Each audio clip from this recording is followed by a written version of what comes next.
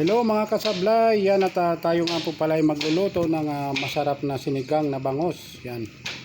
Yan po ang aming pagsasalo-saluhan ano? At kagaya nga po ng mga sinasabi ko dati sa aking mga vlog ay noong mga nakarang araw po hinatid po natin ang isa nating kababayang Pilipino. Umuwi siya ng hindi niya rin nakuha ang pera at sana hindi mangyari sa amin yung mga ganon. At umaasa pa rin po kami na makuha pa rin po namin yan kasi yun lamang po ang ating yan lamang po ang ating pag-asa para magkaroon tayo ng pang-umpisa sa ating panibagong kakaharapin sa Pilipinas. Yan, wala pong mga tao at dito nga po pala nababalita rito na pagtapos po ng Ramadan ay malilipat na po yung mga trabahador dito at aywa. At hindi po natin alam kung saan tayo mapupuntang bilya kasi hindi na po tayo makapag-complain gawa ng hindi na po tayo nagtatrabaho. Kaya bahala na kung talagang wala po kami mapuntahan ay magpaparipatriate na lamang po kami sa Philippine Embassy. Kasi yun lamang po talaga ang paraan para po kami magkaroon ng matitirahan kasi mahirap po magpalaboy-laboy dito sa Saudi, hindi po katulad dito ng Pilipinas na madali natin makausap ang mga pulis. Dito po ay hindi natin mapapakiusapan yan at bagkos ay tayo ikukulong din nila pag tayo ay gumawa ng hindi maganda rito. Katulad yan, wala tayong mga residence ID na update ay pag nakita tayo sigurado swak na swak tayo sa kanilang mga kulungan. Kaya antabayanan lamang po namin yung pagtapos ng Ramadan kung magiging totoo po ba yung sinasabi nila na kami po ay aalisin na dito. Kasi yung mga pumapasok na mga worker yata ay nagreklamo po yata sila kasi parang mas marami pa po kaming hindi nagtatrabaho rito, kaya naisipan ng mga foreman, mga manager dun sa site nila na hanapan na lang sila ng ibang matitiran at pababayaan na kami dito.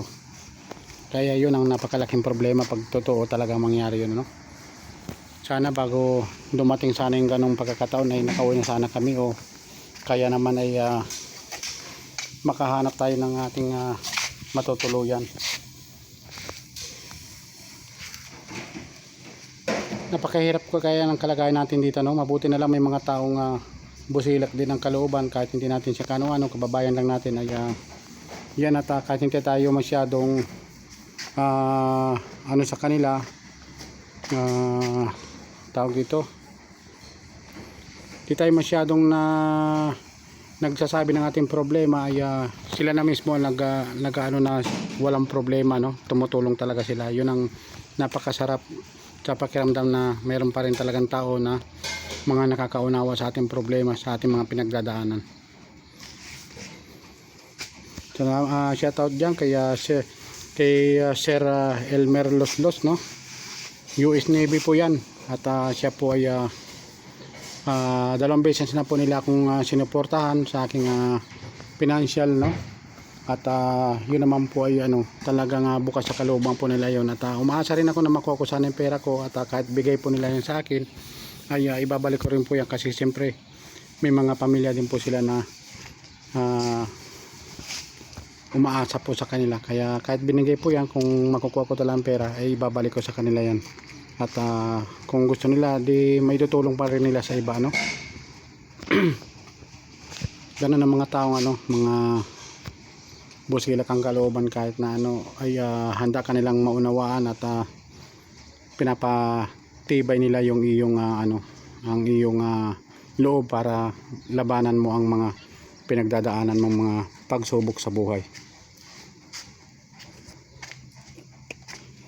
Yan yung aming lutuan napakatahimik na at kung matutuloy talaga matutuloy talagang alis sila rito ay baka isasarado na tong camp na to kasi siyempre sino pa magsusupply ng tubig, sino magsusupply ng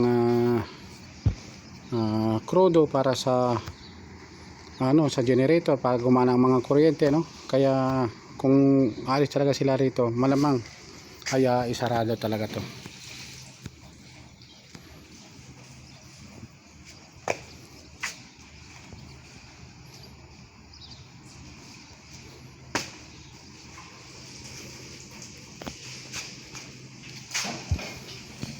Buti yung isa namin kasama, kahit na hindi siya nakuha yung pera, at least ay nakauwi na siya.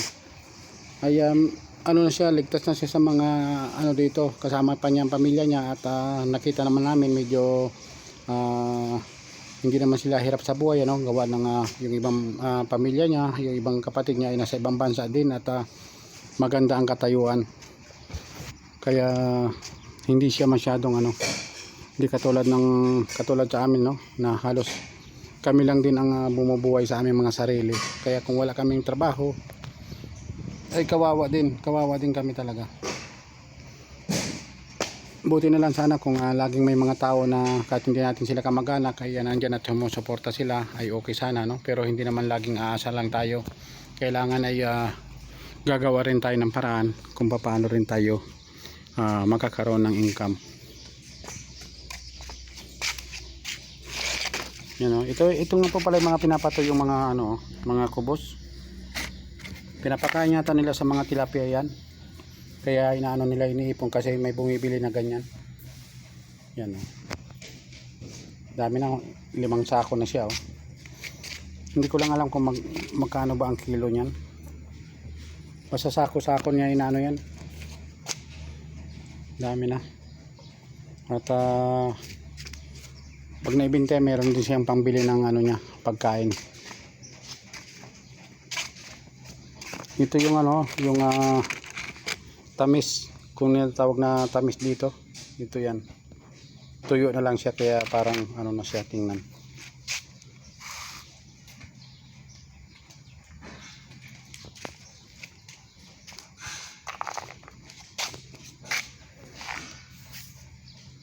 Yan, oh. Maya lamang po tayo ano na rin, no.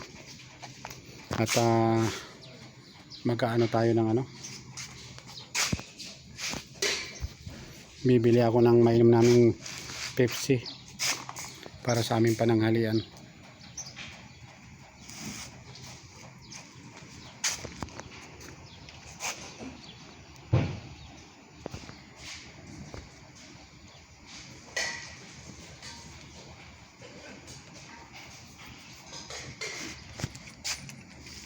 Ba't? Bibili mo lang akong Pepsi, baka magsarado. Ha? Ihatid ko muna yung ano, kanin ko pala. Pepsi, mag-Pepsi naman tayo, no?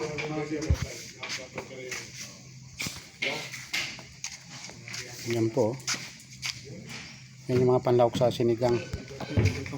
Kangkong. O yung labanos. May mga ano para dito. Hindi ko pa nalagyan ng ganito. Ayan na. Lagyan natin. Yan, sarap po niya mga idol, oh. Bangos na sinigang. Diba? Yan naman po mga idol. Bye bye po. Maraming salamat. Maraming salamat sa suporta. Bye bye.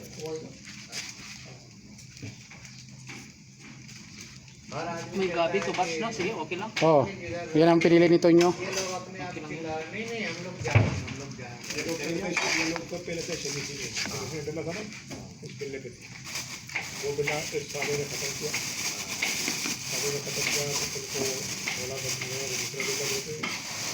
आप लोग ये भी लगता है